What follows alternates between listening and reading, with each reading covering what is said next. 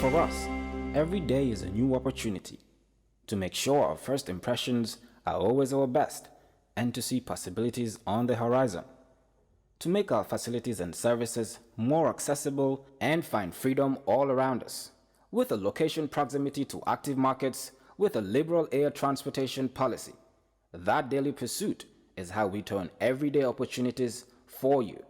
For all destination marketing support, customized packages for new existing airlines and operators, and for a highly ranked tourist destination, the Gambia Civil Aviation Authority is here to serve. We regulate air transport, operate and manage BIA technical requirements merged with commercial considerations.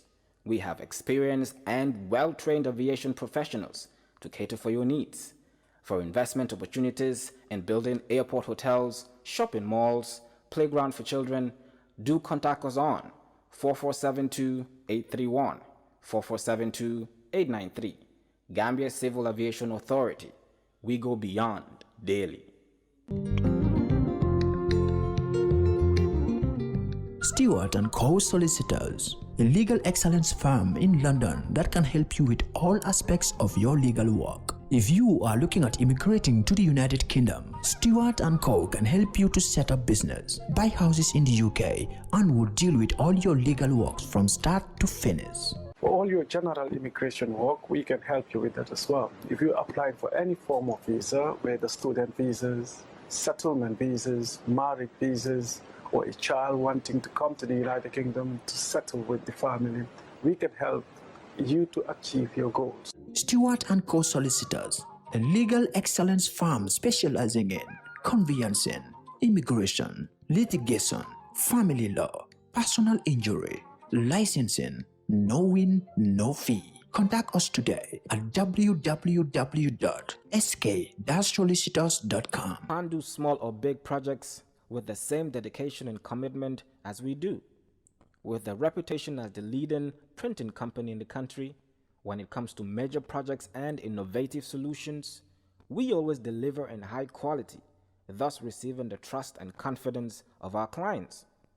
From the moment your order is placed to when it is delivered, we believe in exceeding expectations from the sales manager to the production team, the account manager, and the person delivering your material. We have state-of-the-art equipment and a highly experienced and competent workforce that enables us to deliver top-quality work on time. At reasonable prices, we provide our clients with multiple solutions right from conceptualizing, designing, printing, binding, publishing, and distribution. For all your printing requirements, we are strategically located at the Sankumsila Highway, the Gambia Printing and Publishing Corporation. We print what you desire.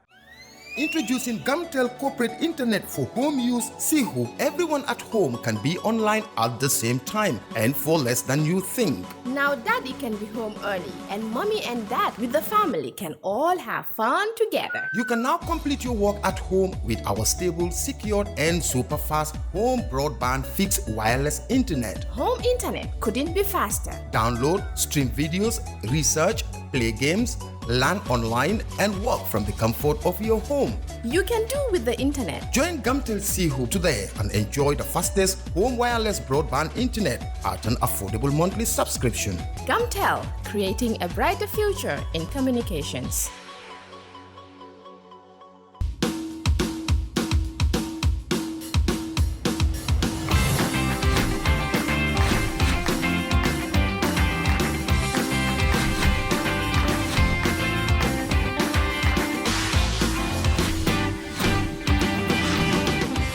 Hello and welcome to another edition of Kerr Fatou. Tonight, Sajo, it's a great honor to have Honorable Mai Fati.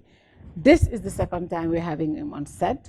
The last time we had Honorable Mai Fati on Kerr Fatou, he was not appointed as a presidential advisor.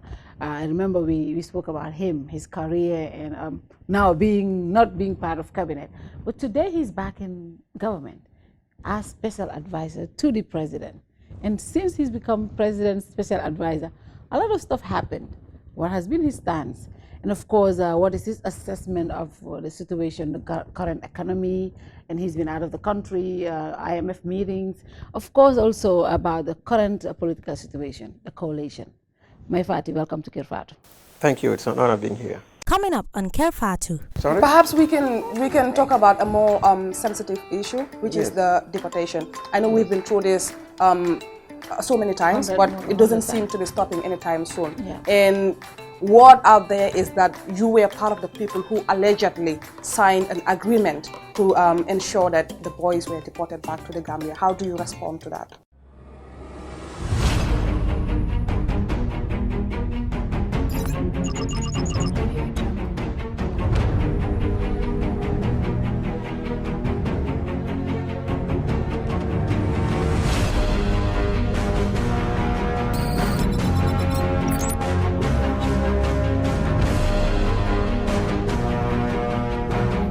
In communication, connectivity is everything. We ensure that the links never sleep.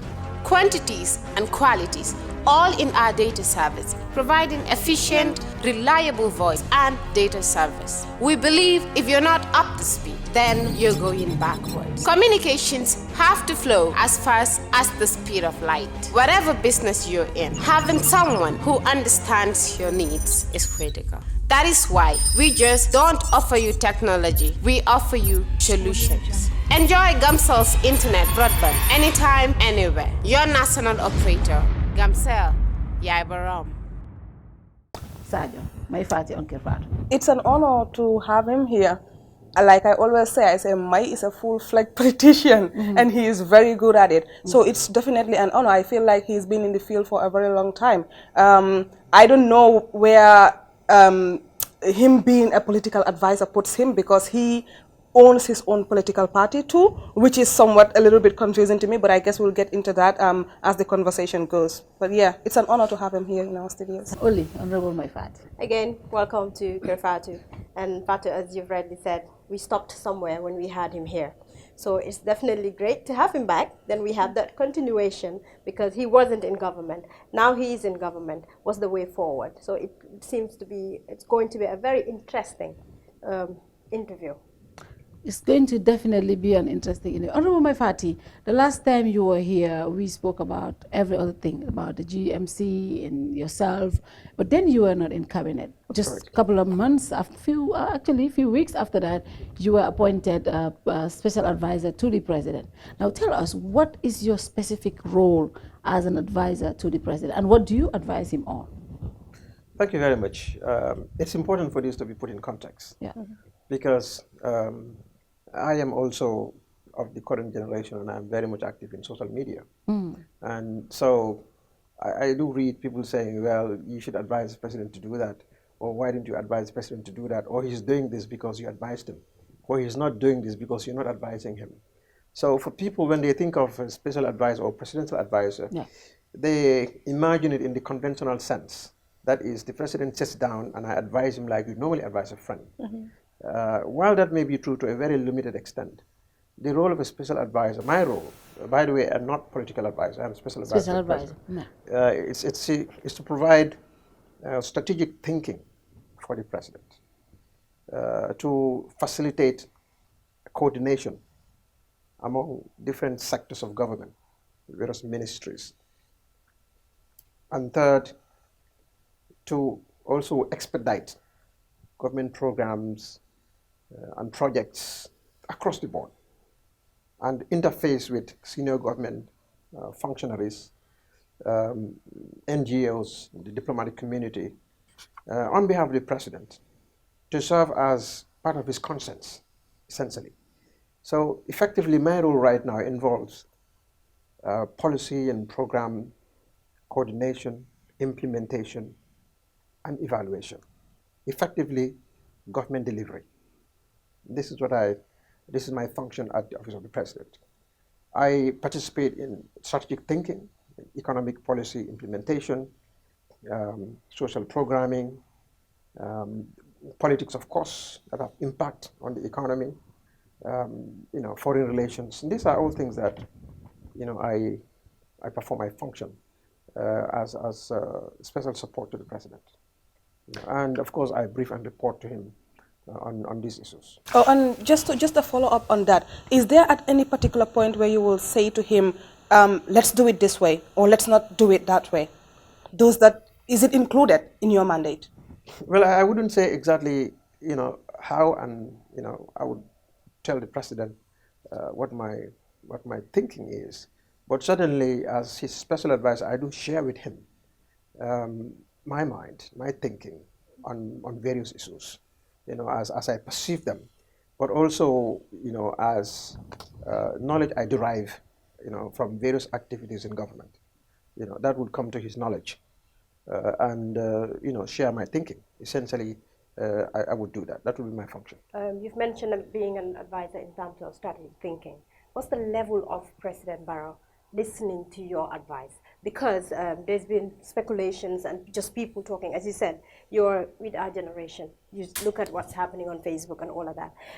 There are certain moves that he's taking, or he's doing certain things, and people think that he's not thinking strategically. That's a wrong move. He should not do that. What's the level of him taking your advice? How far, not how far do you go, but how far does he take it when you give him advice? Well, I'm not at liberty to say whether the president takes my advice or not. But certainly you would understand that executive power of the state is vested in the president. He is the head of state and head of government. The ultimate decision rests with him, lies with him. And we are all people that will serve him at his pleasure and provides catalyst sort of to serve, to support him in achieving the vision that he set for the country. And in terms of what people, perception is different. Some people think the president may not be acting in one way, others think he's acting in another way. You can never have a uniform concept, on public behavior or public conduct, for example. So sometimes you have to be inside to know how things function in order to be able to appreciate exactly the challenges that you face. And sometimes it's better to be outside to have a neutral perspective. But certainly, one thing I can tell you is President Barrow is a very keen listener. He's a very good listener. He listens attentively. And in my engagements with him, I found him to be a very patient listener. He would listen, and he will digest what you tell him. And of course, he will give you his reactions. But he will never cut you short. He will never exercise impatience. You will not see emotion on his face. He would listen very carefully. This has been the President Barrow that I have known, out of politics and my official working relationship with him. So he listens very well, but it's tough being a president. I mean, besides me, there are other people too who are around the president, among his inner circle. There are other advice that the president has access to, the various sources, and all these things have some impact or influence on him. So it is not just my party alone, a special advisor who sits with him, and what he tells the president that influences him alone. The president has various influences. And out of this myriad of information and advice and expertise he's exposed to, he makes a decision he feels best fits his conscience. So I'm going to push it a little way back to when you were Interior Minister. Yes. Of course, you were fired by the president. And a lot of people ask, why was my party fired from his cabinet? And he said, he fired you because it was in the best interest of the country. And now you're back as his special advisor. Yes. How do you see that? Did you get to know what happened? And did you even ask before accepting another position? Because I would want to know why I was fired in the first place before I'm taking another position from you, so that I won't get to do what I did to get fired. I mean, that clause, that statement to say that he did it because it was in the interests of the country, only for him to have you as a special advisor. I mean, what do you think? Well, I think I've answered this question several times. You asked me here, Kerr Fatou, why? I gave you my answer. And when I appeared at your show, The View. Yeah. You were not the special advisor at the time. I was not the special advisor, but Yes. why was I fired? And why? You didn't know then, but yes, we're I was asking now, asked do you why know I was asked why I was fired and what I think about it. It pretty much comes to the same thing, And the fact that the president said was for the national interest. Well, I have made a commitment to the Gambian people, and I made that commitment again at your show and your show as well at the time. That is, whenever I am required to serve my country, and I feel that I can make a difference, I will accept the challenge.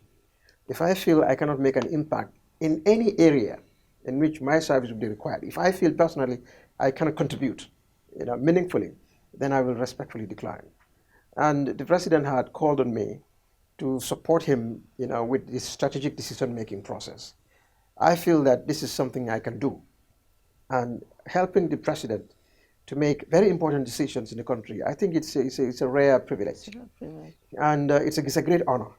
That is not an everyday thing, and I believe that the president should have benefit of my skill and expertise, the cumulative experiences I have gathered in life, in my professional acumen. I think the country deserves that.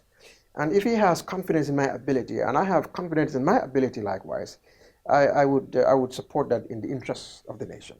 So I responded to the president's invitation in the interest of the country. Now, as to what the president said before or now, I think that it would be interesting for you to talk to him about that. Just to get back on the special advisor thing, I've seen a lot of people say, but this guy has his own party. Why is he serving in government as special advisor to another president, to a president? And not only that, this is a position that you want to be at someday, right? You want to be a president of the Republic of the Gambia. So now, wouldn't Adam, like His Excellency, look at you like, okay, this guy is advising me, and he wants the same position that I am sitting on. Is that not conflict of interest? I don't see the conflict here. What is the conflict? Because you want the position. What we should understand is there is difference between wanting to contest for president and wanting to serve your country. I see them as the same. One is a means to the other. Now, I have agreed to serve under President Barrow, also as Interior Minister. That's a very senior level government position. It's not just any ordinary minister. This is among the high-ranking ministers of state. And my responsibility was to maintain stability in the country. Now, one would say, if you want to become president, the best way, to sabotage this government is to create instability, or promote, the creation of instability. But I did my best to maintain stability in the country because that is in the best interest of the nation, not President Barrow. I want you to understand one thing. President Barrow is not serving himself. He's serving the Gambia. I am also serving the people. So President and I have the same objective. President or not, today, his mandate is to serve the Gambian people. And he has challenged me to join him in that endeavor. If I refuse to do that, I think Gambians should question my credibility. President has called you to provide him with strategic thinking, and you declined. But wouldn't people think you would be advising him in a way to make him fail? Like I told you, when I was at the Ministry of Interior, I did my best, to the best of my ability and conscience. And I could have, it was a very sensitive position. I commanded 5 to 6 security outfits that could really destabilize this country. I was in charge of not only formulating policy, but implementing them, and I did it exceptionally to my best. I didn't do that. Why would I, in a position where I do not command a ministry? I had thousands of people under my jurisdiction. When I say jump, and they will jump very high. And there were things I could refuse to do, that would prove to be somehow fatal in the national security establishment. So I had greater power in terms of effecting any damage at that level if I was minded to. Now I do not command any ministry. The president is my immediate boss. I do not have executive authority to require an action to be done like I did when I was Minister of Interior. Here, I provide the president with strategy. But you have influence. To facilitate. But the difference is the buck stops with the president there. As a minister, this buck stops at me so many times. But Honorable, see, that is very important. Helping president with strategies. This is the strategy of the country. Right. So that is very, very huge. That is important. So let's talk about some of the strategies that you help to develop for the president. Especially, let's look at the economy. I know you just recently traveled with the Minister of Finance to go to the U.S. to meet for the IMF mission to talk about how Gambia can benefit from IMF and all. Tell us about this, but tell us more generally the strategies that you advise the president on regarding our economy. That's the most important for us as Gambians. First, let me say, what the president and I do, at State House, is a duty and obligation I owe to the president. I am not at liberty to come anywhere and tell Gambians this is what I discussed with the president and this is, how I advise the president. Policy, but can you discuss some policy? Even on policy matters, I cannot tell you this is the specific policy I discussed with the president. But I can tell you that, we look at the entire, all sectors, the government. The president is his government. And I'm involved in helping him, the office of the president, in ensuring that sectors are able to deliver on the national development priorities, NDP priorities. And we have NDP, we have 8 sectors, we have enablers and so forth. And so I'm pretty much involved in that, working with sectors, all ministries, to achieve those targets. That is the key function that I perform there. So that tells you what kind of policy the implications are involved there.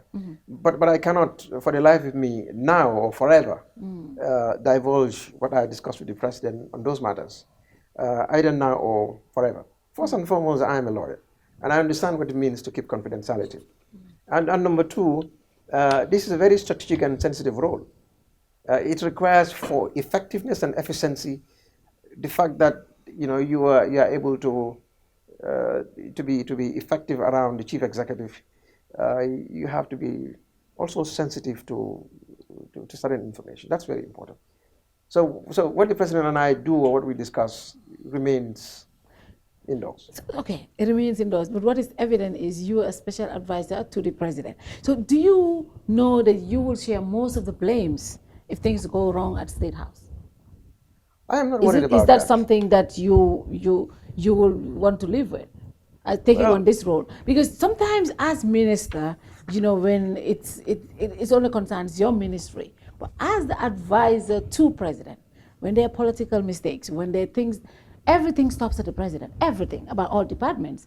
And you being the strategic advisor, somebody who advised the president on basically on everything, when things go wrong, that affects you politically, especially. Is that anything that you're worried about? No, I am not. I'm worried about one thing. I'm worried about dishonesty. You see, I serve to the best of my ability, and I'm very honest in the way I do my service, public service delivery. I perform with sincerity, and I leave the rest in the hands of God. You see, when you are very sincere in the way you do things, and you are very honest about it, people you work with get to know. They know you. They know who this person is. They know your character.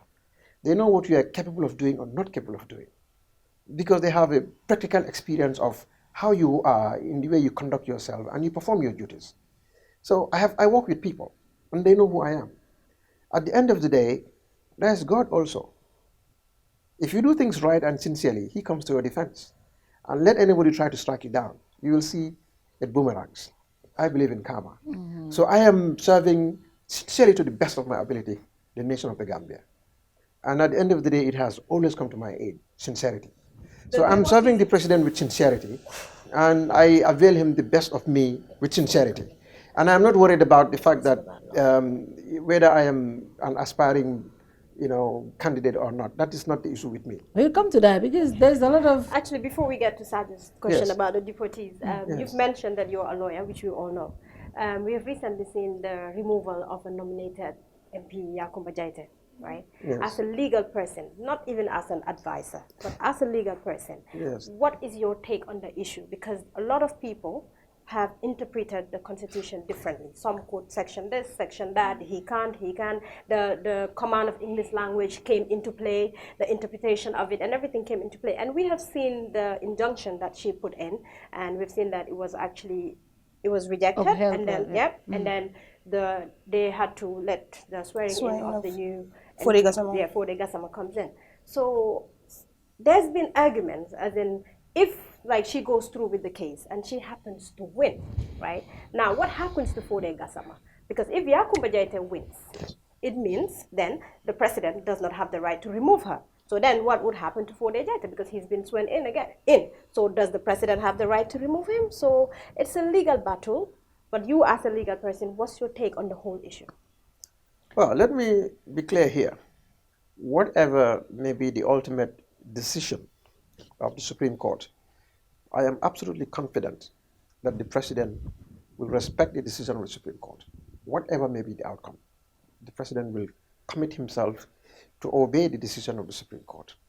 Now, having said that, I cannot comment on this case. Legally, it would be inappropriate. Once a matter is in court, you cannot. It's not me, it's the law that says I can. My question though, but was when as a special advisor to the president, and of course you one time was the special lawyer too. You were the president's personal lawyer some time ago. Yes. So now I know the president will rely on you a lot when it comes to legal issues. Did the president sought your advice particularly on this issue?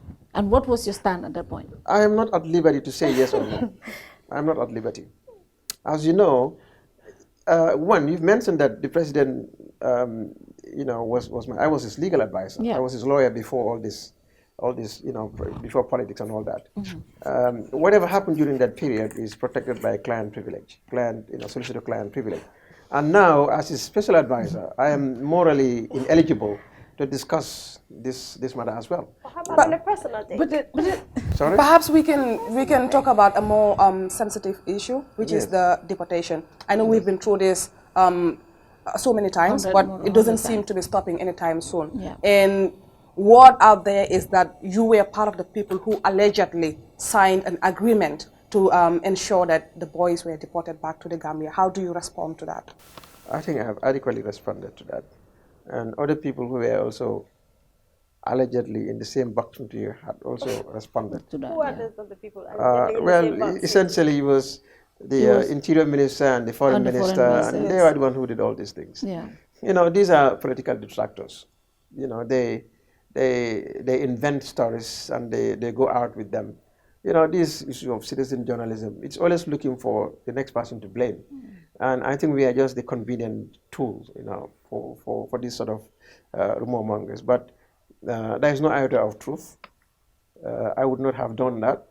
In fact, if you ask the Europeans, they will tell you, while I was Minister of Interior, I was hardest on them on these deportation issues. And I was very tough when it comes to sending our citizens back home. So I left the ministry without any such thing at all. And I'm not aware of the Gambia government being involved in any deportation arrangement. If it is there, let them bring it out. It's not there. The Europeans will tell you it didn't exist.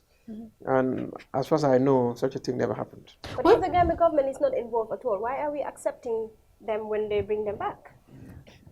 It would be illegal for the Gambia to refuse to accept its nationals back. That is impossible. We cannot say, you are Gambian. They eject you out of Germany.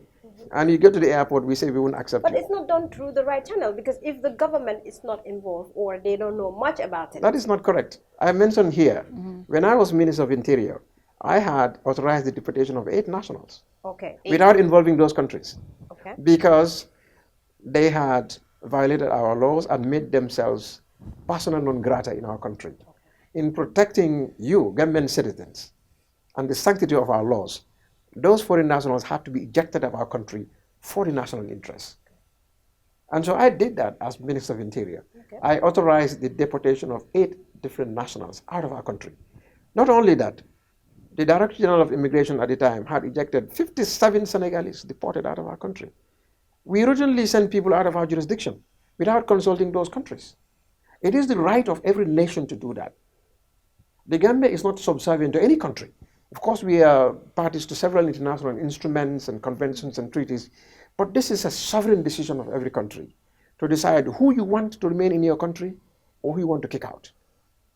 Every country does that. Every nation deports. We deport. Yeah. I have just given you evidence that I had deported 8, authorized. The Direct Immigration had deported more than 100. Just there, what happens when their nations reject them? Do they bring them back to Gambia? They will not reject them. They will accept them. Instances of where they... No, it is against international law. Okay. The international law, right of return, is a right for every citizen. Okay. Because if you reject them, where are they going? They become stateless. Yeah. It's impossible. But was there any preconditions when you guys were negotiating for the funding for when you went to the European Union, Belgium, to get funding for the NDP, to say, oh, there will be some conditions to accept your citizens and then we will fully support your development agenda. Was there anything like that? Because this is the allegation, and of course there were allegations as well that the EU gave the Gambia a lot of money to resettle these people coming back home. And then these boys are not giving, when they get to the airport, they're giving $100 is to go back home. So, and everybody comes back, everything comes back to you and Honorable Dabo. So, is there any conditions that were put in place when you were negotiating the NDP? And also, were there any funds provided to resettle these young people when they come back? First, when they went to Brussels for the 1.7 billion, that was out of government. Oh, yeah. So I wasn't part of the delegation, but I am absolutely confident that there were no conditions. Because it's clear, people thought that 1.something billion is given by Europe. No. It's so many countries. Countries outside the European Union, we are part of it. And part of that loan, part of that 1.7 billion, part is grant, part is loan. And the loan component is even much bigger than the grant component. So the amount of loan, some of which we could not still access, due to our debt distress situation, I still have not started coming in.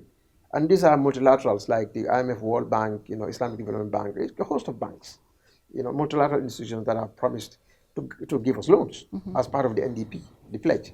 So it is not true. There were no conditions there. And it was a very transparent process.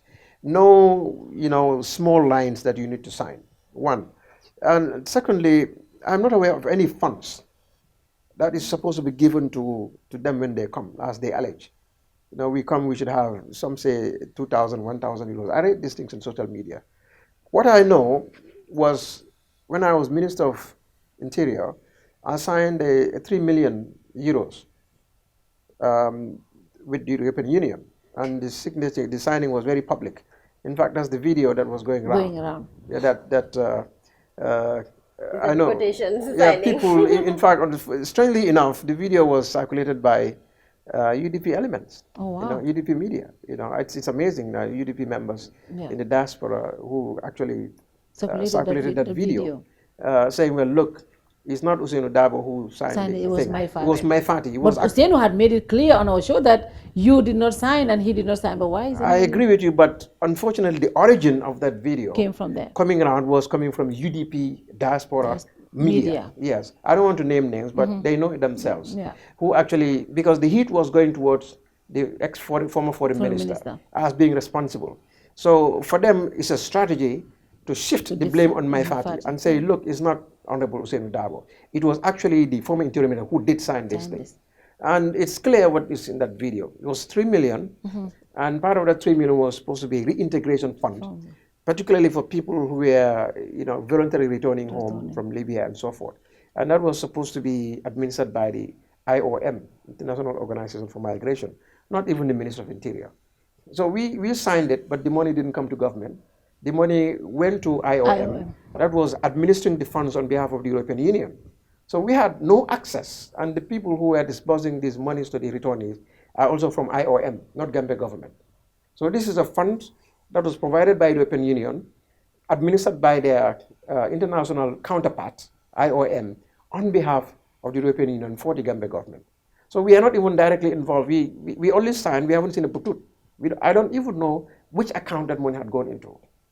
Because it was for the Gambia, and IOM were also signatories, because the European Union brought them to the Gambia so that they can administer those funds on behalf of both the EU and the Gambia government. So this is where it goes. I'm not aware of any money that should go to any returnee from anywhere. Funds, how successful was your IMF trip with the finance minister? Very satisfactory. Very. Probably one of the best in so many years. Yes. It was very successful. IMF World Bank spring session for us. We achieved almost all of our targets. And the world is very impressed so far with what we've done with the economy in 2 years. Governments are very impatient. They want to see... they want to feel it. They want to see revolutionary changes. Yeah, but imagine when we came 2016, economic growth was 0.8%, less than 1%. The following year, economic growth went to 6.6%, 2017. 2018, above 6%. And 2019, the targets are moving at least a little slow, almost less than 1%, but we're moving to to that as well. So when we came, the Gambia's foreign reserves was very low. And right now we're talking about 5 months. That is remarkable. We have put inflation under curb. We have subdued inflation. We have created, private sector has grown by 33%. 33% from 2%. That is also remarkable in 2 years. At least we have achieved a modicum of economic stability. We have seen that. The dollar has maintained, its stability also against major foreign currencies. It is not much, as you can see. So where we are coming from and where we are today, really, I'm not happy with the pace, but it is something to write home about. And the reform program has been a bit slow, as people are complaining the reforms are slow. But we have now put in the security sector reform is ongoing. We now have a national security policy. A strategy is being drafted. We are looking at, how do we right-size the various security institutions. We have a policy now. The transitional justice is ongoing. Yeah. Constitutional Review Commission is also ongoing. Governments are being consulted. They are now going outside the country to get the view of our citizens outside. And we have a Human Rights Commission also set up for the first time. The central bank is now independent. Previously, all the withdrawals that were made there. That's because they were reliant. Now we have a new Central Bank Act that gives them complete independence and autonomy. They are not subject to either the Minister of Finance or anybody. It's an independent authority now. And they control monetary policy. And they have done a remarkable job at that. So when we went to Washington, IMF, World Bank, the central bank came with A+, excellent monetary. If you look at the Treasury bill now, credit, the interest rate has gone down for the first time in more than almost 3 decades. Even bank lending rates is down. All these are factors. We have some challenges without doubt, but the fundamentals of our economy are looking good. I'm not saying that everything is. The IMF on Gambia said one constraint in our ability is our ability to provide financing has indeed been to make sure there is a physical path which strikes a healthy balance between continuing to make resources available for investment on health and education and infrastructure that a country that needs much versus avoiding unsustainable debt situation suitable. So that is the IMF's, even though the IMF applauded Gambia on how we have grown from what we have come from. There was a lot of positive notes, but this was a concern that the IMF also had on Gambia. Was this put to you guys when you were at the meeting? I agree with you. This is a fact. It just describes the situation we are in now. Yeah. The debt is not sustainable. We have to do something about this. But how did we reach this point? You go into debt, particularly when in debt distress, because you are spending more than you are earning. Because we are still doing that. Because your economy is not growing sufficiently enough. But we are still doing that. I'm coming. Your economy is not sufficiently growing. Obviously, yes. Yeah. Our debt, the Gambia's total public debt, is $80 billion. $80 billion. That is public debt. Yeah. This is not contracted by the borough government. No. These are legacy debts. Debts we had inherited from the previous government. Yes. When we came, there was a negative, but we had to continue to run government. That's why you had to go into borrowing. You must borrow because you have to continue to maintain services and recurrent expenditure. If it is not there, you borrow, essentially. But we are borrowing responsibly. That is the situation. And because of our debt unsustainability, our debt distress, that's why we have a staff monitor program under the IMF. But within the next, by end September, we'll be off the hook. Hopefully, with the current trend, we will go into a proper program. So we are no longer be going on this IMF's S&P as we currently do have now. Yeah. You see, but the good news is the Gambia sat down with almost all of its creditors in Washington, D.C. All of them, the multilateral banks, the Paris Club. I was there. You would be proud to be a Gambian that day because of the way we had handled our economy. And I can tell you, in principle, there is a consensus to grant the Gambia debt relief. That is the highlight of the meetings. We have achieved a level of debt relief.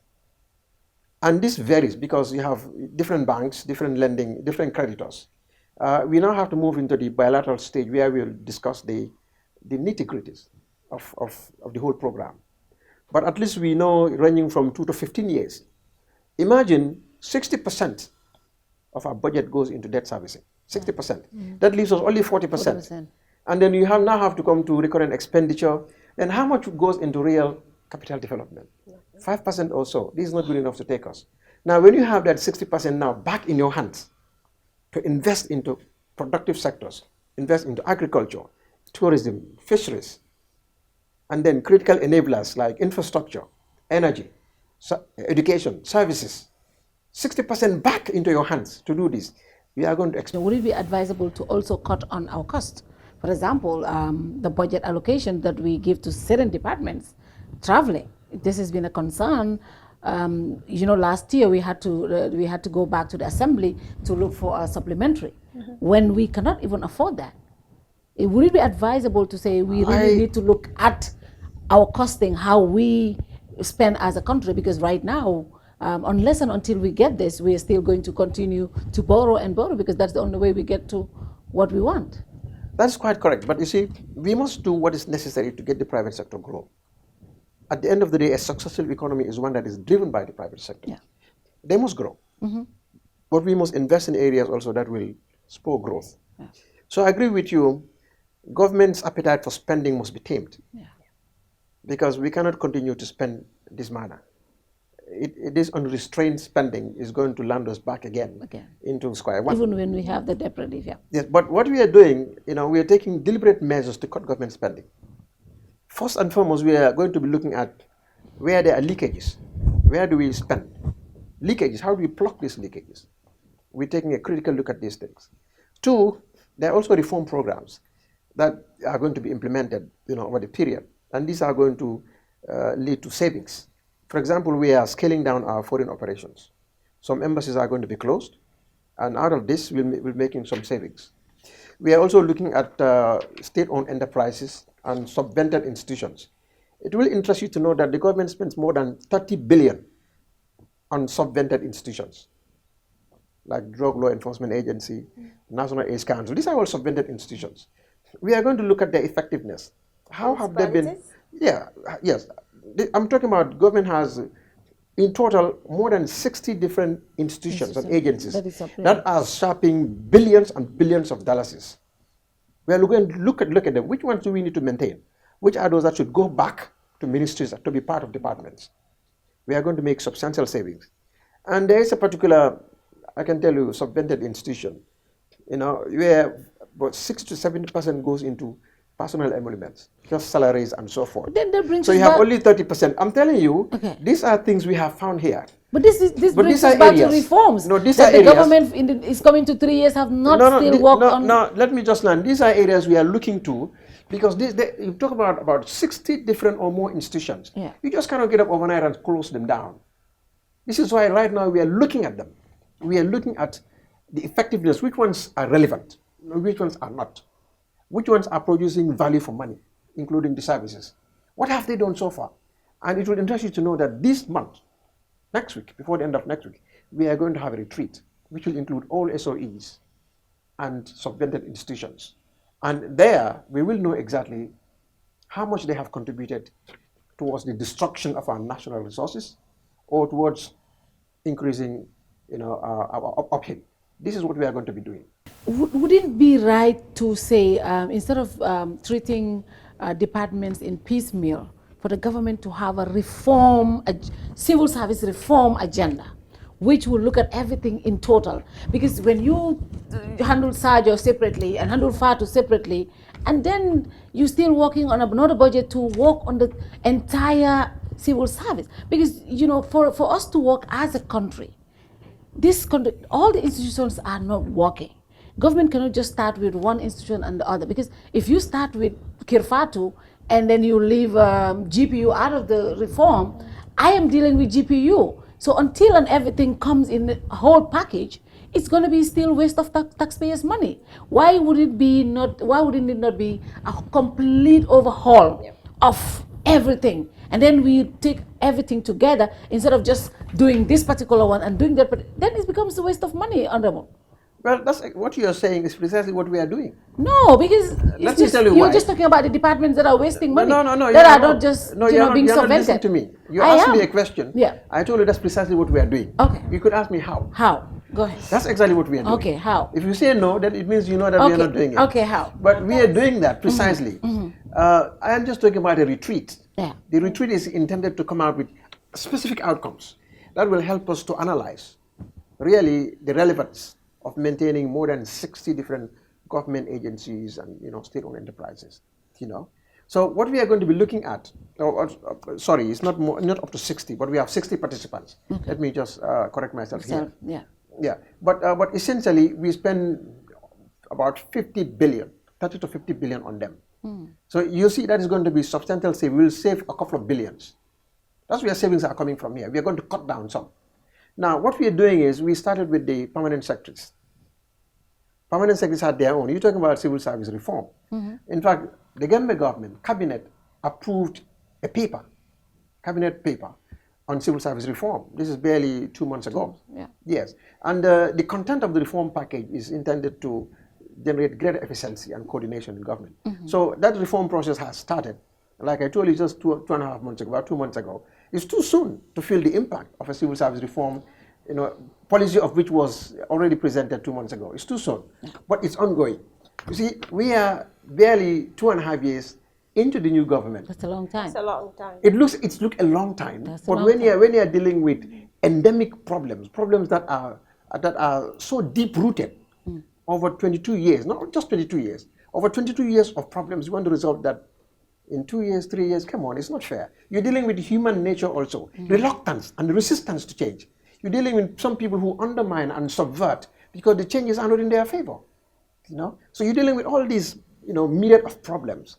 Then you're also dealing with limited resources, in some cases limited capacity. You have to understand this is all within context. It is impossible to perform a miracle. I think 2.5 years we have done a lot. We could do more, I agree with you, but a lot has been done. So right now, the civil service reform is ongoing. The security sector reform is ongoing. A reform of the constitution, which is constitutional review, is ongoing. Yes. A lot of reforms are ongoing, but they have not completed. We need to complete these things for you to see the net effect on us. Even the economy is undergoing reforms. All these things are ongoing. It is not just difficult to fill it in your pocket today, because you cannot implement a reform program. At the same time, while the reform program is ongoing, you are reaping the benefit immediately. It's like you want to go to your farm. You sow your seed. Then you want your groundnut or peanut to grow that same day. Or the next week you want to go and harvest it and put it in a bag and go and sell it. It's impossible. You've got to wait for it to grow, then for it to produce, then you trash it, you do all this, then you bag it, then you go and market it. So it's a process. It's a process, and it's we know the term ends at 5 years. We'll come to that. So you have another 2.5 years. Is it possible that we will be able to do this before the president's mandate ends in 2021?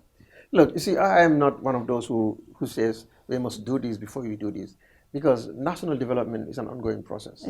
It's not going to stop, 2 years or 3 years from now. We're going to continue to work on national development. So the state that's the main principle of state, public international law. Continuity. State is continuity. So whether 5 years from now we finish or not, or 2 years or 3 years, the next government is going to continue the process.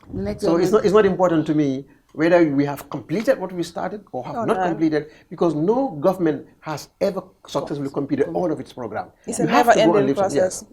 That's the whole issue. We'll take our first break. When we come back, there's so many other issues that we need to talk about. Great. I think the big elephant is the coalition meeting, and May is a big part of the coalition. So we'll take our first commercial break. Coming up on Kerr Fatou. Now tell us, what's your party's view on President Barrow not following the principles, some of the principles that were agreed as a coalition? Now, I'll just give an example from law. There's something called... We don't want the legal aspect. There's something called principles of equity, and there's something called the law, substantive law.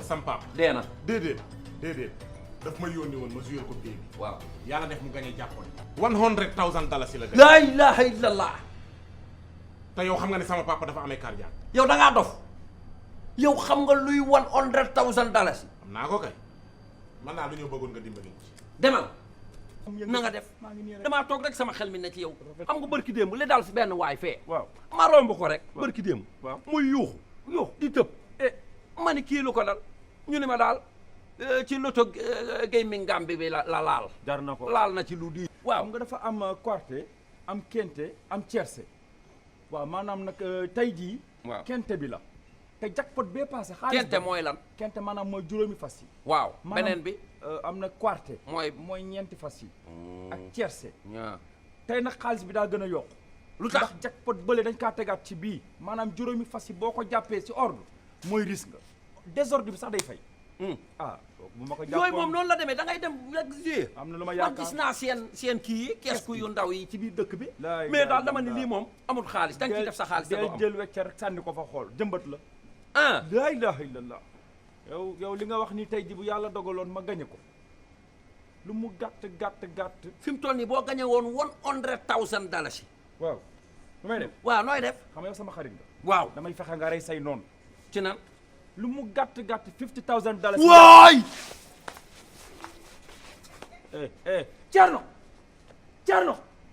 Thierno woowee l'ambulance lan la lu xew ni sa baay gay dee na sama papa gay lu ko rey $100,000 ne ko boo ma gañaloon si li ma la yónni dama ko koy jox mu daanu ni sama kaw man waxuma ko mu waxee woon la ko noonu yow la ko waroon informé ndax yow yaa ko gañe yaa gañe jàppoon. Dreaming of owning a property in a prime location with great proximity and fantastic neighborhood? EJ Investments Sanyang Seaview Estate is the best choice you have been waiting for. Our Sanyang Seaview Estate is approximately 15 minutes drive away from the busy hub of Brusubi roundabout and into the heart of nature, where you can have a peaceful and relaxed lifestyle with your family. You can buy a finished 4-bedroom story with 5-year flexible payment plan or a service plot with 2-year payment plan option. With over 300 homes, you will enjoy big tar roads with covered drainage, modern electrification with solar street lights, gated entrance with security post, and a breath-catching experience of our beautiful sea view and lake view. You can own a home today at our Sanyang Seaview Estate. Call us today on 446-4838 or 325-9220. Visit our website on ejinvestments.net. EJ Investments, first in property.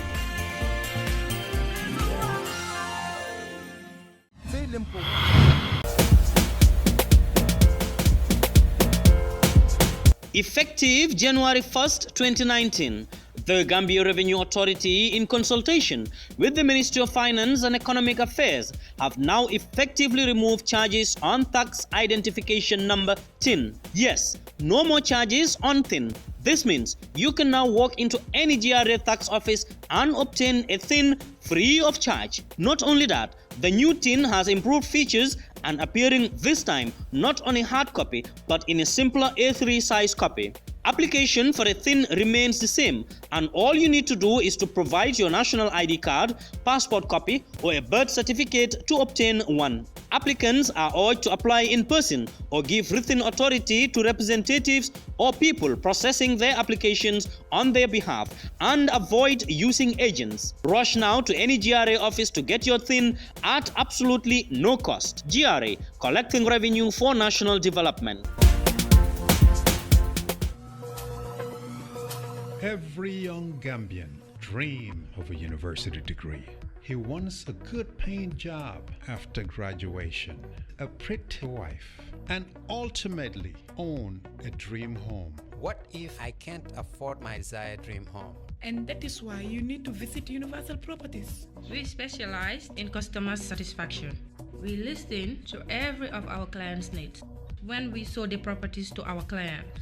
Before you know it, you hear the client saying, I like this house. This is the room that cuts my heart. And most of the time, they cling to the door, never to let go. Most clients want to close the deal right there. And that is why we always have their contracts in the trunk of our cars. We work at our client's pace. No haggle, no hassle. We're waiting for you at our office in Caraba Avenue here in the Gambia. Have you run out of cash power? Do you want to transfer funds to your family? Or do you want salary advance without coming to the bank? Your banking services have just been brought to you on your mobile phone. Download and install from your App Store or Google Play Trust Bank's mobile app. Simply search for TBL mobile app and follow the instructions. You can access the following services: funds transfer, cash power purchase, forex rates enquiries, mobile airtime top-up, mini statement, balance enquiry. TBL app is the only app that allows you to take salary advance and many more. You can also interact with your customers using our USSD code by dialing *533#. At Trust Bank, we bring innovation that is useful to you, our valued customer. With our mobile app and USSD, banking is at your fingertips. Trust Bank Limited, proudly Gambian. Make a difference and text CAR CAR to 900 to win a car with Gamcell. Gamcell and Rotary Club of Bruceby brings you a chance to win a brand new SUV Corando. The more you text, the more chances you win. Join Gamcell today for your chance to win a car, fridge freezers, televisions, smartphones, and lots of cash prizes. Draws will be held live on GRTS TV. Proceeds will be used to help the humanitarian activities of the Rotary Club of Bruceby in the Gambia. Every SMS costs $10. Your SMS could save someone's life. Join us and text CAR CAR to 900 today. A brand new SUV Corando awaits you. Rotary, making a difference. Gamcell, Yai Borom.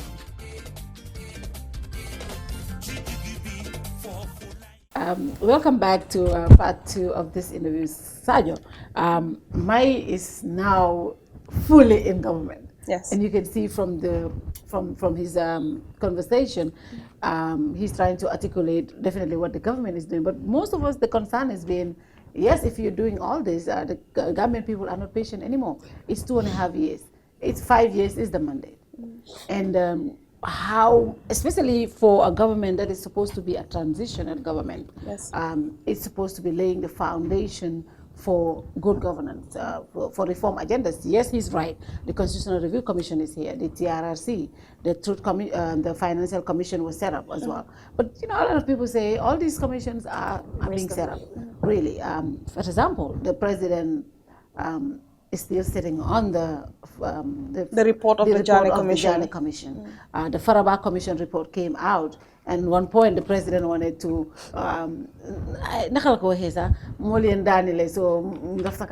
so when we do all these commissions and then the president has the report and nothing is done up to this, we want to clarify that the president has up to 6 months to look at the report and come with a recommendation. He might even decide not to bring it out. But I think it's important that Gambian people want to really know what happened. Yes. I think it takes us back to the thing of transparency and accountability and stuff like that, especially with the Janneh Commission report. The amount that is mentioned in that report and the figures that have been coming out from that report is just too much, and Gambians really want to know the position of the president, most especially on that report and what he is going to do. So I think it's absolutely important. Sometimes it takes us back again to access to information and other things, because when the report came out and then they said, oh, he's going to take him 6 months to be able to act or something like that, I was like, okay, we are not sure about that, but let's see how it's going to work. We have until 6 months before we can find out what's actually in that report and the recommendations that the commission has given. Yeah. But then fair enough, if the report is how many pages, he needs to sit, look at it thoroughly and properly before he comes out, and then people will start saying, but you said this, you said that. Before you know it, he will be contradicting himself. So for me, I think if it has to take him 6 months to sit and look at it properly and come out and tell the people, this is what was said, this is the recommendation, this is how this is what I believe, then fair enough. I mean, I think he needs to be given that time to be honest. Honorable Mai, would you think, would the president release the report of the Janneh Commission? Will he do it? Well, first you need to understand is 1,600 pages. Yes. 1,600 of statements and exhibits, and accounting information, complicated accounting, and all that sort of let me just come in here before you go. But the president, the presidency is the highest office in this country, I agree. and the president has people like Mai Fati, all the competent lawyers in this country, to decide the justice for everything, minister, the finance. There's no lack of legal experts with the presidency. And the president has all the technical backups So that should not be the basis of the argument. Well, I think it can be, because when you look at a tree, yeah, it has all these beautiful leaves and big branches, that provides shade. Yeah. But what is the main hallmark of the tree is the root. The president is the root. Okay. We are just branches and trees. Okay. And it is the root that keeps the tree firm and standing against all tempest, wind, breeze, whatever you can call it. Yeah. So I am part of the branches of the president. There are leaves and so forth. And so the president as root really has to make the decision. Executive decision lies with him. And he has to look at it from all ramifications. And you must understand, you're dealing with human lives here. The people who are accused also have a right in law to be dealt with justly, according to law. Yeah. And the people who have accused them in interest of the nation also have a right to be treated justly. So the president is expected to act fairly, honestly, and justly in all circumstances. It's very tough to reach that level. And the president never told anybody 6 months. As the Minister of Justice, He's the Minister of Justice, up yes. to 6 months. Up to 6 months. Yes. And he didn't say 6 months. He said up to 6 months. So too. up to 6 months could be tomorrow. Yeah. It could be next week. Yeah. So let us not, it just says we are up to a maximum of 6 months to look at it in between, but it can be less than that. So let's see what happens. You think he will release it? I don't want to preempt. No. Why wouldn't I don't want to preempt what the president will or will not do. But I think, let's see what happens. The president had indicated his commitment to this from day one. Yes. And he remains committed to it. That is why there was no interference for any level. Yeah. They spent a lot of money, millions and millions went into it. It had been extended once, twice. The government never expressed its repugnance or impatience. We let the process to go on so that no one would say we have been rushed. We didn't have these facilities or this was not availed at us. All of the parties who appeared before, some were represented by lawyers, others had other witnesses in their favor. It's a long process, and justice is a long thing, but let justice be served at the end of the day. So I believe that the recommendations will be studied in addition to the report itself, because the president is not just looking at the recommendations. The president also has a right to look at the process, the entire report, and analyze. President's recommendation or President's team's recommendation may be consistent with the ultimate recommendations of the commission, yes. or may not be as well. I don't know what will happen. But let's just let the process take place. We are talking about 22 years. So even if it is a year, 22 years compared to a year, and we're talking about months. So let's wait and see. Let us do this properly. We have waited for 22 years. We can wait for a few months to get the process correct. I agree. This is the whole thing. And okay, let's go to the coalition. You and so many, and the rest of the parties came together and agreed on an MOU that elected President Barrow into power. Today, there is series of meetings going on because the coalition, like I've said several times on the platform, is dead. And they're trying to resurrect the coalition. We don't know if that is going to happen. Is GMC part of the meeting, and what is your stance on the resurrection, on trying to revive the coalition? I don't know if you can call it reviving the coalition or what. But as much as I understand, these meetings are intended to look at, to revisit, some of the principles that we agreed upon in the past. And the biggest part of that principle, the agenda, is 3 years or 5 years. Yeah. Because the coalition agreed that it was going to be a 3-year mandate. And the 3 years is approaching. So the co-chairpersons, Madam Tambajang and Honorable Dembo Bifos Bojang, convened the meeting in order to get us back to talk about the issue again. I was out of the country, but my party was ably represented by 3 delegates, and we have a common position, and that is whether we go for 3 years or 5 years.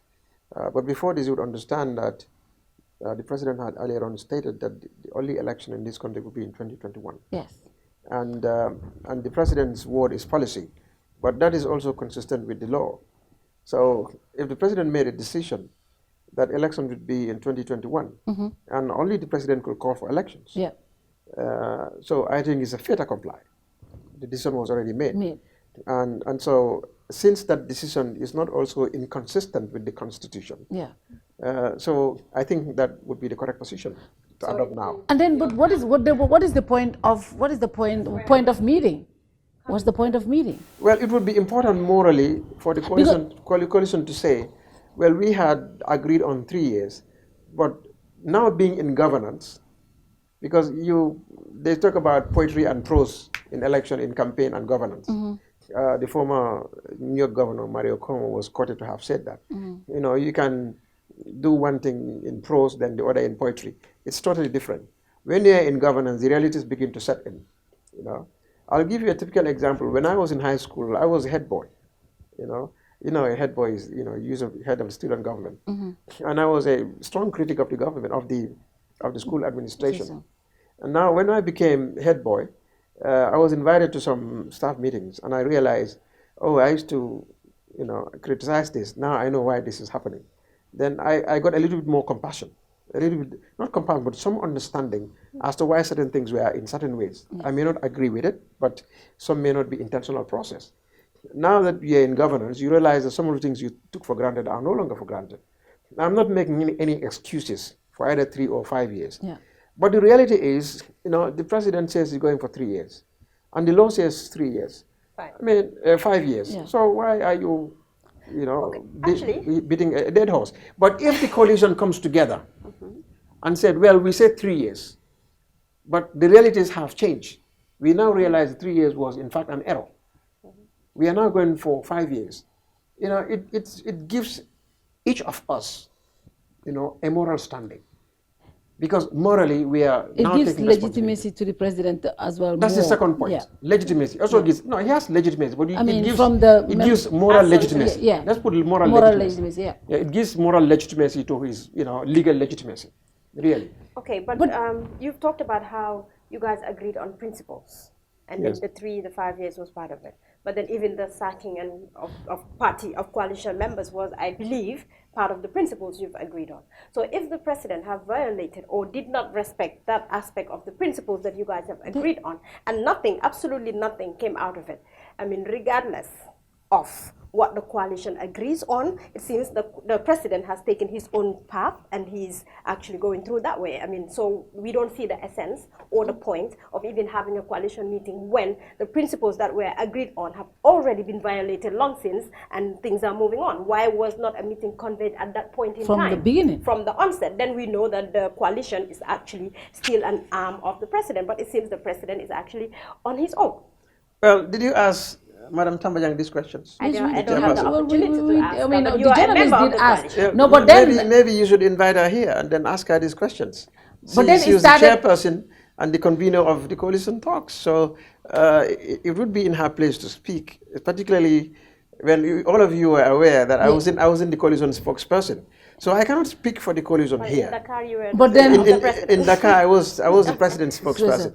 But the coalition spokesperson was Honorable Halifa Sallah. But it would be useful on coalition matters to contact him directly. But then Halifa Salah's statement, the PDI statement. Let me finish.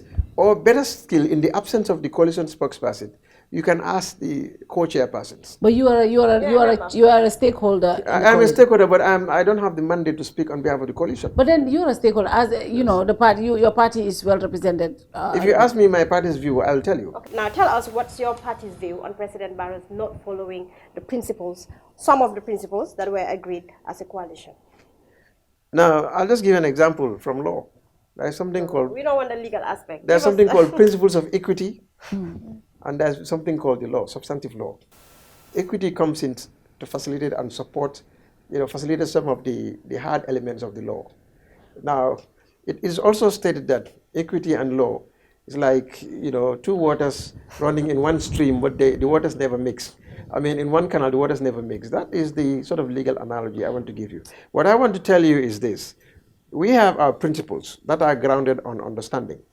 Then you have the Constitution that does not care about our principle.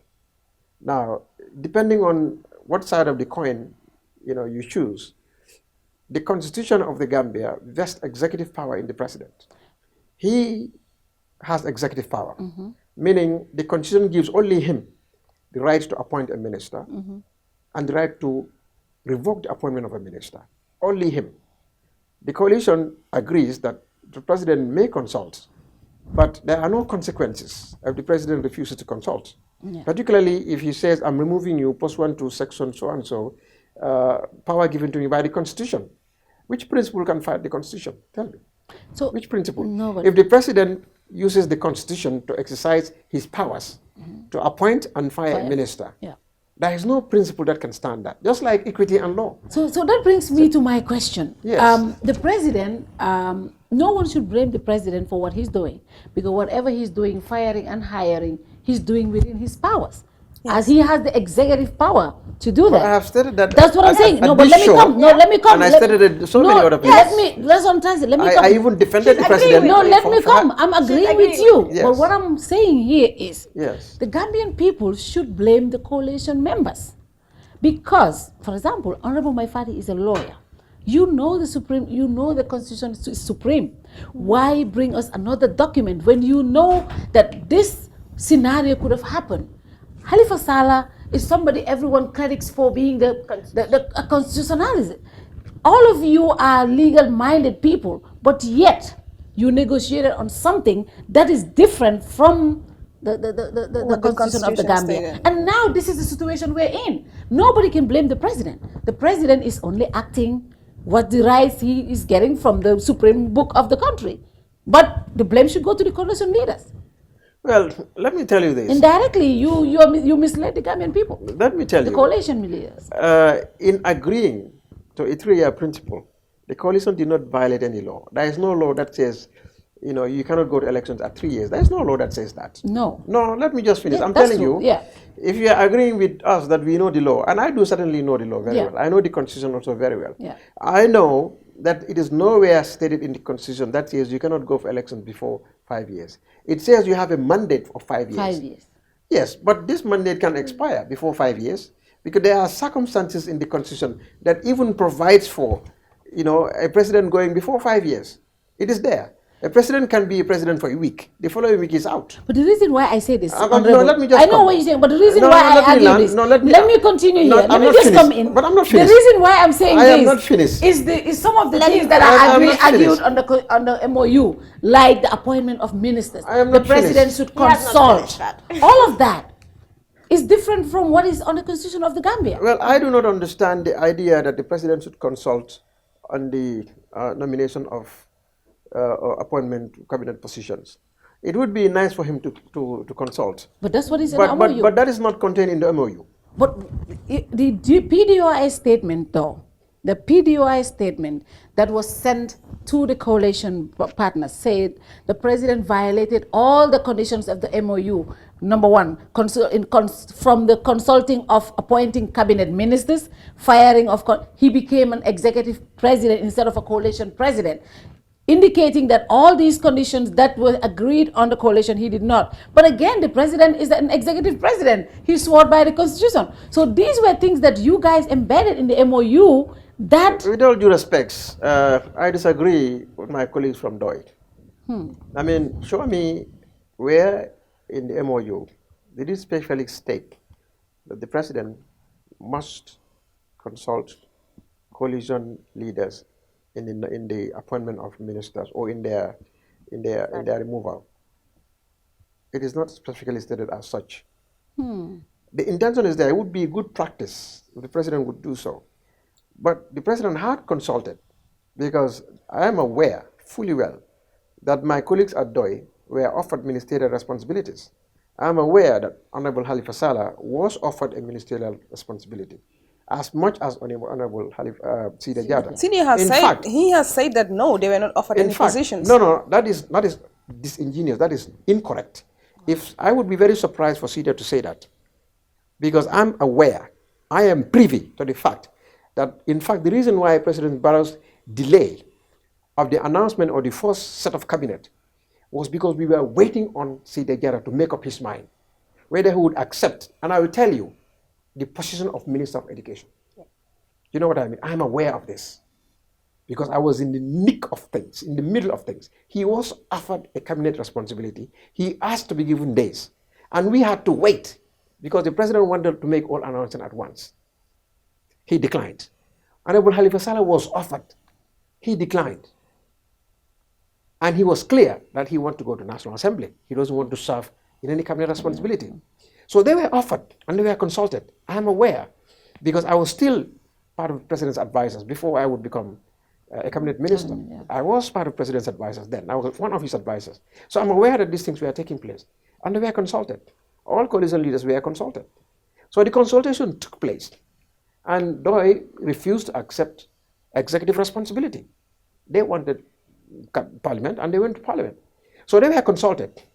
And then, now that you are no longer in the executive, you should not expect that you'll be consulted on executive matters. If you are not in cabinet, why would you be consulted on cabinet matters? Because they're part of the coalition. No. It's a coalition government. No, They should not be. but cabinet is a different matter because we took the Quran or the Bible and swore an oath of secrecy and other things.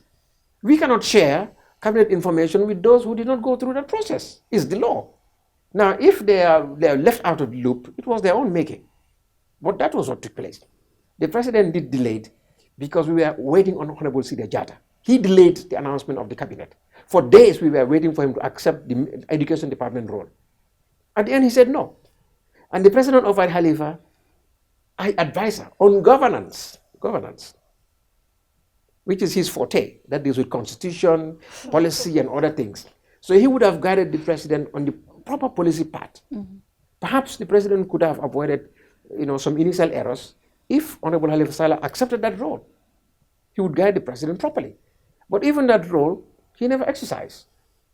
So tell me now, if they come out here and criticize it and criticize that, when they excluded themselves from just before cabinet was appointed, they excluded themselves from the whole process.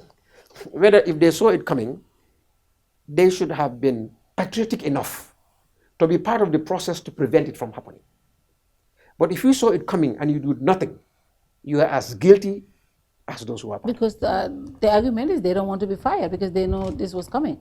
Now every member of the coalition was fired. I don't know it any started politician. from you, and you know what the argument is? When you were fired, they never called a meeting. Family Tambajang and others were fired, they never called a meeting. Now Senu Daba and others are fired, they're calling for a meeting. Why the meeting now?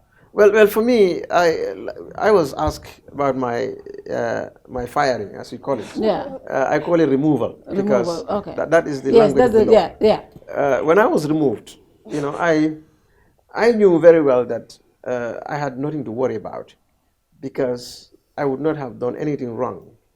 That would have brought me to public ridicule. But rather than I knew that I was in a position to defend my record, and it would be very difficult to impeach that record. So I was very confident. So I rely on the fact that the president has authority to do it. And I have no problems with that. If I have a power to fire you without giving a reason, and I fire you, you shouldn't be angry that I fired you because I just exercised my power. You may not like it. So the president fired me and I accepted that he has the right to do that. Even though perhaps I may not want to be fired, but he did it and I accept the right. Yeah. Now, so if that was the case, and then I accepted it, and some people were fired, and when I was fired, I accepted it in good faith. Yeah. I was very cool and level-headed about Meaning it. they should all accept. So when others were fired, it was like all hell broke loose. Yes. Why did I do that? The president, all of a sudden, you begin to see the other side of human nature. Yeah. I didn't do that because I knew that the president could do that. Yeah. But that's not the end of the world for me. I had a life before ministry. And after ministry, I have a life. And after this job also, I still have a life. And my father will continue to go on with his standard of life as you normally would lead. Yeah. I'll go back to my law practice or do something else. Do something else. I don't have a problem with that. But it will not make me an enemy to the president or to the state. That is all. So now, my Fati as the GMC leader. Yes. We all understand that the president didn't like the fact that Alcalos and Sefos were involved in politics. But now we have seen the trend. We've seen almost every other time. We have 4,000 capacity people or less would convey to State House. We have Alcalos, we have the Sefos all getting involved. You as a party leader, not as a special advisor. Yes. What's your take on that? Because is the president not getting political gains over you guys? I mean, this is something that I believe you all agreed that it's not the politics that we should be doing now. And even the president said he doesn't want Alcalos and Sefos to be involved. But now that's what we see. So what's your take on that as the GNC leader? My take on that is, let me tell you, you can have 1 million people going to State House every day and meeting with the president. It does not matter. It is the president's performance, his record, that will come to his defense when crunch time comes. It's what he achieved, the change he introduced in the life of Gambians, that will count. It's his record he will run on, not on how many meetings he had at State House. I can just Let me tell you this. So number two, for me, I don't see it as the president having an edge on me or on anybody else.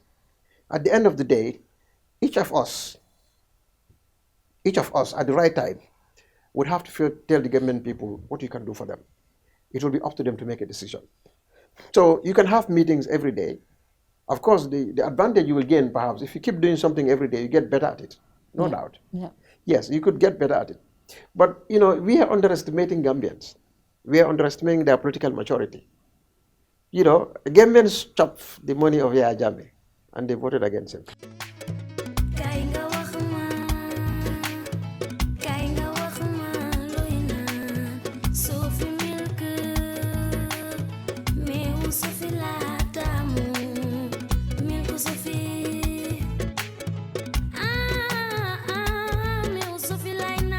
Sophie meew la bu sell te neex baax na ci halal ak mag yépp am na calcium iron protein ak vitamine yu bari Sophie full cream powder milk la am na 20 gram 200 gram ak 400 gram ku ko ñam dootu ko bàyyi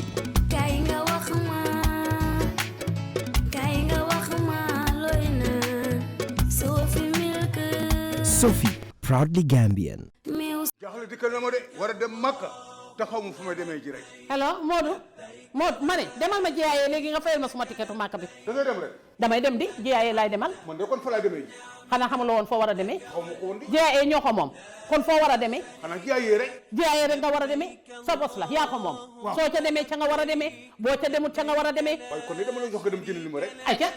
waaye ndey seen dëkkukaay yoo nag. dëkkuwaay yi dafa baax ba dee gis nga fi ñu dëkkoon daaw ca Medina danga naan allahu akbar ca xaram ba nga dox ndànk génn sa néeg dox ndànk dem julli Makka nag kenn waxatu ko ñu ngi ca digg ba da ngay taxaw nii seen lampi xaram bi yaa ngi may dégg te nag képp koo xam ne da ngay julli ji rek foog nga jaar suñu boor dem ca xaram ba waaw lekkookaay yoo yow dañuy lekk ba doyal lekk ba suur ñun dañuy lekk ba desal lekk ba génn ci biti di maye kuy fay nag fooy fay jee Ecobank bu la gën a jegeñ dem fa 100,000 ngay déposit ca Ecobank ñu jox la receipt nga dem ca seen makkaan nga xam ne moo nekk ca bunti airport ba jox leen ko ñu jox la seen receipt wa illa nga dem nag Kairaba ca seen office ba 50 Kairaba avenue ca buildingu FIG asalaamaaleykum waaw yow bete ko dem Makka ni da ngay dem Makka du ma fi bàyyi fay naa bu yàgg fay naa sax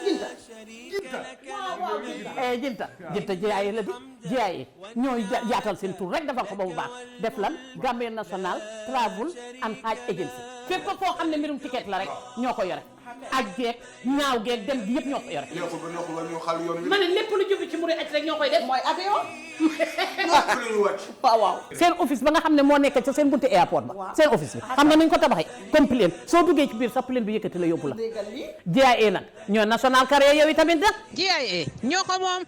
But the point here is That's why I was actually coming. the point here is honorable local government reform that was when the former local government minister was there, Honorable Lamin Diba. There was this particular point when the president himself made this declaration. He said he does not want to see alcalos and safos involved in any form of politics. Are they involved? And now seeing alcalos in these delegations, I don't have a problem if the president is meeting with his militants in the State House. That's up to him. But when local government authorities are involved in those meetings, that is the point. Well, I think, you know, if the president stated he doesn't want to see them in politics, you know, as you stated, and then you are seeing them now participating in politics, I mean, it's for you to ask the right questions. You're an advisor to the president. Yeah, advisor to the president doesn't mean, you know, you make the president do things. No, but you advise him. You need to understand that. Do you advise him on stuff like that? I am not the president's political advisor. I am his special advisor, and I told you what I do over there. So if it comes within that framework, I might be able to tell you something. But the president has a man called Mr. Jatta, you know, he's his political advisor. I think he is more in tune with that than I am. I'm not saying that the president and I wouldn't talk politics. Of course we are politicians. We would have occasions to talk about politics. No doubt about that. We are both politicians, you know. So obviously we would talk about politics. When politicians meet, they will talk about politics. Yeah. So I would confess that the president and I do talk about politics sometimes, but it's not the main thing we talk about always, you know. We talk about development, how to take this country to the next level. So if that is happening, you know, as you are observing, perhaps it would be better to ask, you know, the right people who are more intricately involved in that than I am. As a politician, are you not worried about that? Now, the second, I'm not worried about that because why? I have participated in 2 presidential elections. 2011, my party team up with UDP. I went around the whole country. You know, I saw a different Gambia. And, you know, 2016, you know, I went throughout the whole country with coalition leaders. I campaigned again. I saw another country again. And I'm telling you, chiefs will tell us, because of my position as a chief, I have to pretend to be with Yaya Jammeh. But don't worry, I'm not with him. Election day, you will see that. And they have proven it. I have seen alcalos. We went to alcalos. In fact, I, particularly with a delegation, visited a certain alcalo. He was unwilling to meet us. He sent his younger brother to meet us. And what the younger brother told us, you know, he's the alcalo. He will not tell you his position. But we are all fed up of this Jammeh thing. But if he meets with you, tomorrow he might lose his alcaloship. So he's asked me to welcome you, to receive you, you know, and then, you know, yeah, welcome to the village. We are all equal here and so forth. Some refused to meet us, but they, you know, they were not with the APRC. But publicly, when Yaya Jammeh comes, they receive him. They will even dance with him. But you said a key word here. They were fed up. Yes. Because people were fed up. That's Yes. why Jammeh had to go. But previously, you don't know Alcalo people's... played a big role. But that's what I'm telling you. What I'm telling you is that, you know, appearance is different from reality. Sometimes people can pretend in your presence. In reality, that is not what they mean, particularly in politics. So I wouldn't say, because, you know, all alcalos are in favor of the president. I will not also say all alcalos are against the president. So I'm not worried about which alcalo is for him and which is against him. I'm not worried about that. What I'm worried about really is, you know, is the president performing his job to the Gambian people? You know, if he's not doing his job, then I'll be worried about that. Now, what he's doing with his politics is a different thing. What I do with my politics is a different thing. So, like I indicated, if the alcalos and chiefs are involved in local politics, well, that's something for you to confront the president's political advisors or operatives on that, you know, so that they can tell you. His performance in terms of governance, in terms of development, in terms of him being a president and his mandate to the Gambian people? It's been 2.5 years. I think under the circumstances, the government is doing good. Under the circumstances, I know a lot of things should be done that have not been done, and a lot could be done that have not been done. But under the circumstances, for 2.5 years, I don't think we're doing bad. From an economy of 0.6% to 5%, I mean, of course, we're still waiting for this to trickle down into people's pockets and so forth. Even from a foreign reserve of, you know, barely 3 weeks to 5 months, I wouldn't say that that is not bad. From 2% private sector growth to 33%, how many new companies were established? I wouldn't say that. The Gambia is now open to the world. I mean, we have the EU coming in, funds are coming in. Currently, we have the Millennium Challenge Corporation in town. They are going to be participating in the energy sector. That is between 300 to 500 million. We now have almost total coverage. You know, NAVEC is doing pretty fine. We've seen that. No. NAVEC is doing what? NAVEC is, comparatively speaking, we still have blackouts and so forth. No. We are right now, we are on power bank. What I'm telling you is that, yes, you are, but relatively speaking, they have improved. Yes. Yeah, if you talk about how many, particularly... They have improved. Fatou. Okay, let me not say. The Kamwo is not, Banjul Metropolitan is not alone Gambia. Go to rural Gambia. Go around the North Bank, going down to the LRR, the CR, the URR. So, how many communities that were not connected to the grid are now enjoying electricity? In the Upper River Division, in the North Bank Division, in the Lower River Division, communities that were never connected to electricity are now enjoying electricity. It's not just Banjul here. Gambia did not. Gambia mandang kombo kenen. But in Tolu kami film what I'm telling you is that. What I'm telling you is, we are now to create economic justice. That is to say, now so many. In fact, we have. I will tell you 70% increase in energy creation now. Not only that, you know, we have just signed the OMVG, the President laid the foundation stone. We have 20% of energy 20% of our energy component being renewable. All this is happening, and this is supposed to connect LRR up to Brikama, connecting to the grid, and then we have the rest of the country. on the other side too. So I can tell you by 2021, the Gambia will have around 70 to 80% electricity penetration. And this is significant. We have roads on. Construction is everywhere. So the reason why the economy has rebounded to 6.6% in 2017 actually was because, you know, expanded tourism, increase in construction also. You know, new homes are being built, and also a rebound in agriculture. So these are all new things. But imagine where we come from. Where does the Just health imagine. sector? No, the health sector is still not so good. There's a lot that has to be done. Honestly, nobody is happy about that. That is one area where we need to really invest. And that is why $20 million US as part of the pledge is going directly into health sector. In fact, $5 million has already been disbursed, 2.5 to the Ministry of Health. That is part of the friend pledge of 50 million. So we are focusing resources on that area, you know, to expand the primary health care facilities, increase immunization, you know, and reproductive health to women and so forth. All these are things that are slowly coming up. And I agree there's a bottleneck. More should be done. I agree that we have problems of drugs, you know, in clinics. I agree with basic facilities, sanitary ware. All these things are basic challenges that we need to get. But you see, we inherited a health sector that was also bankrupt. Not only that, but we have a huge brain drain. So many great Gambians left. You see, Gambians can turn this country around because Gambians are doing exceptionally well outside, in international organizations, businesses for themselves. It's the same Gambians. We need the same Gambian brains back again.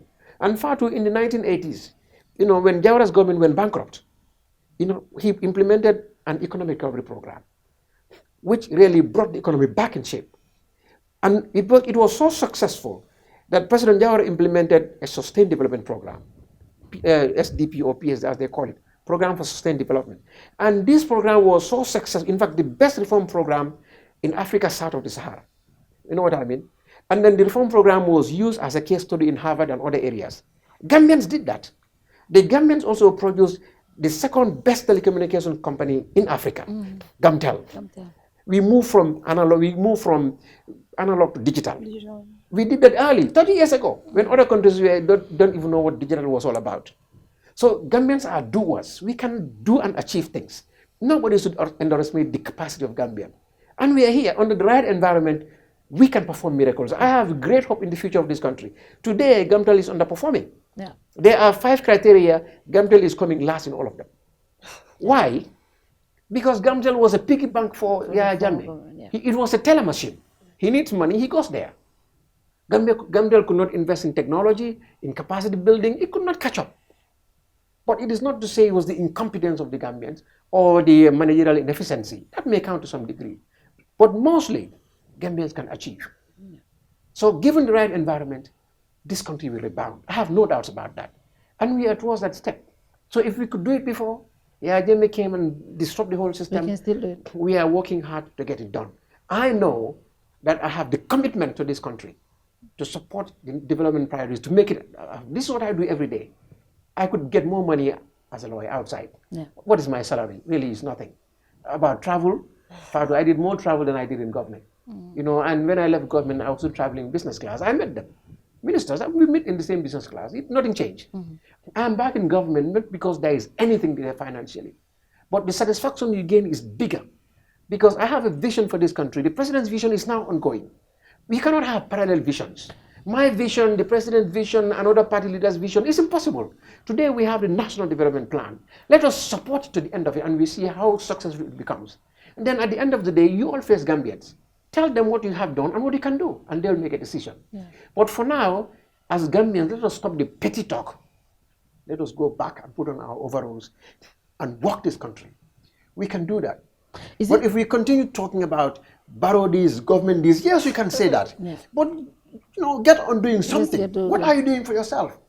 The biggest secret to America's success, Western Europe, is the private sector. It is not main government. I don't believe in big government. I believe government should be smaller and more efficient. I don't believe in government's business in my private life. You know, and we have to give power back to the people and develop them. The Gambia Chamber of Commerce is our biggest partner, the private sector. Yeah. And so the reform programs are slow, but they are deliberate. For some, it's too slow. Something is going in. They are too slow for me as well. But we are working very hard And this thing about the president having wrong people around him or right people around him, I don't know what people talk about. You see, you can never be okay for everybody. Yeah. When I was at Interior, there was a lot of noise. When I left Interior, a lot of noise again. Why did you leave? Put him back there. He shouldn't be removed. And when I was there, oh, my fight is too hard. This guy is acting too presidential. I mean, actually, we still No, call for you. We still call for your coming back to Interior. Everywhere a lot of Gambians do. Everywhere I go, they said, look, you belong to Interior. Yeah. I don't believe that. I think I am not running a ministry, but I am supporting the president to run the country. But there are rumors that you're going to be the defense minister. Really? What defense minister? You didn't hear about There that are always rumors in this country. You didn't hear about that one? If you go by rumors, honestly. You did not hear about that one? Where? I've never heard of it. Well, I heard the rumor much earlier. Some months ago. On a Sunday, I was told that you are appointed, defense minister. And my GMC people were all over social media celebrating, yeah. And then, it was not true. And then, other rumors again. I was also rumors that I was Minister of Interior. You all had that here. Yeah. Also, it's not true. I went through several rumors. Yeah. But what I know is that at the office of the president, you look at all sectors. I am looking at all sectors of government. Where you are there, you look at the panoramic view, and you help the president to make the right decisions. And, you support the president in getting the right guidance, the correct policy information, and helping him implement them, and look at areas that are weak, bring it to his attention, and work with them. This is why we have what is called Department of Strategic Policy and Delivery at the Office of the President. This department is the most important department in government today because it looks at performance. Are you doing well? No. Are you doing what you're supposed to do? If you are not, why are you not doing what's supposed to be? Is it a question of capacity, resources, or otherwise? We looked at it, and I'm working closely with the Department of Strategic Policy and Delivery. In fact, they're working under me. So essentially, it is a department that is dealing with all sectors of government. And we can call any ministry and see whether your priorities have aligned with the NDP priorities. And we will very soon we'll be having performance contracts. If you are a managing director, you cannot just be left out of your own whim. You must sign a performance contract to deliver, and if you don't deliver, well, goodbye. Wow. Ministers will sign performance contracts that they must deliver or they say goodbye. Managers will sign performance contract. The Department of Strategic Policy and Delivery is intended to maximize government efficiency. Help sectors to coordinate better, to integrate. That's what we're doing. We look at it everywhere. And this is directly under the president himself, which I'm leading right now. So really, we are in for interesting times, exciting times. Interesting times ahead. These are things that the public does not see. Yeah. Perhaps we should be doing better at communicating. Yeah. This is what it is. But I am serving the country, and in supporting the president's vision for the country. Today, he is the president. When I am president, I want people working under me to support my vision. You. I mean, if you undermine, you will be paid by people who will undermine you too. I am very honest in what I do. I want to be president, but I'm not pushing President Barrow to sit down. Really, that's not the case. I want that to be understood very clearly. Yeah. I have an ambition to be president before President Barrow, because I created my party. And he knows that. But we're still working together. So what happens? What happens to, that's why a lot of people say this EMC is kind of dormant now. No, GMC is very active. There's no political activities that you do. I disagree with you. So what happens? GMC is very active. We're very active. The fact that we are in government does not mean the party is dead. No, you just talked about coalition talks. Yeah. And we had representatives there. We have our national office. We have our branches. We are active. So you guys are political activity is not just about making noise every weekend. Or standing at platforms and talking. That's not the case. Political activities you do in so many forms. I will not sit down here and tell you what GMC is doing. Our performance will show itself when we have elections. That is the time to judge us. Not because today you did not hear me standing at Bundung Bohol and making noise, or you don't see a convoy, going to Basse like others are doing right now. No, that's not the case. Yes, like APRC is going on a show. And we are not making so much noise. Politics is not about noise. Like the UDP. I didn't say that. You said it. But I think that's the example you should give that APRC, to be honest. No. I'm saying APRC is making a lot of noise. But They're the going noise on a has roadshow started well now. before They're APRC, going on a huh? roadshow now. The convoy noise started before APRC. Yeah, of course the convoy, yes, because I'm aware that they have a convoy. Who? And APRC has a convoy But ongoing before now. APRC had a convoy, we had another convoy, which made a lot of noise. Whatever convoy is there, all I'm saying is that we are not making noise. Yeah. Yes, but the fact that we are not making noise, in fact, should worry those who are making noise. Yeah. Why is GMC not making? What are they doing? What are they doing? Yes, yalo iko jisma. Jisma mo fala. Hani jisma mo fala. Hakilo di jisma. Niye jisma jedro iko nying ibulata je. Ikata dingo. Ikata dingo kon. Yes. So we are not making much noise, but we are doing what we can, you know. And I think it's going to pay off, really. Silent but deadly, huh? Oh. Thank you very much, Honorable Maifati. We are red hot. Very hot. What time be next day? What time be next? Foi te yete. They appreciate his appearance one more time, and then at least he has made certain things very clear. Yeah. And because the perception that people have, you know, out there, especially in social media, I mean, sometimes, of course, we can't be listening to everybody because right now, everybody sits and just say whatever you want to say. But there are certain things. If the noise is too much on a certain area, I think it's fair enough to be, you know, So once again, thank you very much for coming. Appreciate it. Thank you. And I just want to say thank you very much for granting us this interview. One more time, like Ole said, it's really an honor having you here, and it was a very interesting conversation, of course. Honorable Mai, your final message to especially those watching right now. Well, I'm not paying for this marketing, so I'll tell you. GMC is the best political party. You want the proper vision, come and join us. And I tell you, a GMC government will come someday. Someday. And I'm saying 2021? After President Barrow. 2021? The next government after President Barrow is going to be a GMC Is that 2021? So, but for now, let us all work together and support the National Development Plan and the President's vision for the country. Yeah. I mean, let us remain united. I mean, like indicated in the past, we as a country, we did extremely well. We were so liquid that the IMF and World Bank and other, you know, institutions used the Gambia as a case study. And it's the same governments who are still here. When we are united and we are willing to work, we can perform miracles for this country like we did in the past. We don't have any excuse anymore. Now, the Gambia is free. We can all get it done. So let us work together as Gambians. And of course, the talk is going to go on, but let the talkers talk and let the doers do. Let the doers do. Thank you very much, Honorable Mai. Thank you very much, ladies. Good night to you all. See you next week. Bye-bye.